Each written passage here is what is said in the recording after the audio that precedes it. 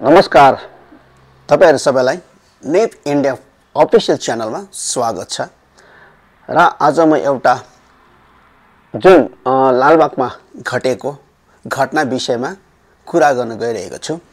जुन त्यो लालबागमा घटेको घटना थियो, त्यो घटनाको भिडियो अहिले सोशल मिडियामा भाइरल भइरहेको छ।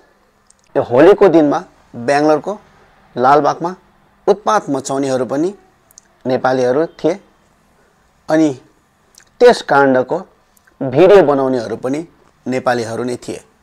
अनि यस भिडियोलाई सोशल मिडियामा अपलोड गरेर भाइरल बनाउनेहरू पनि नेपालीहरू नै छ प्राय जस्तो।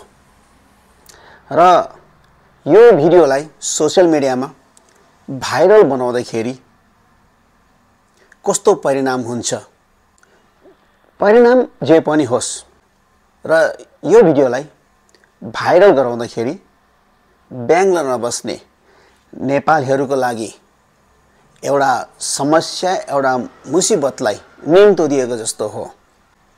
यस्ता भिडियोलाई समर्थन नगरिदिनु होला,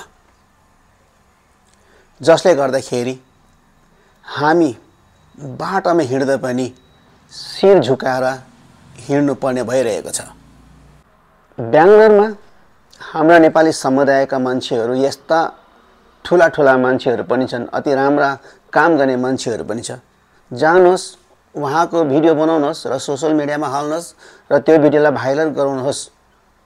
जुन भिडियोले गर्दाखेरि हामी बाटोमा हिँड्दा पनि गर्वसाथ म नेपाली हो भन्न सकौं र शिर उठाएर हिँड्न सकौं।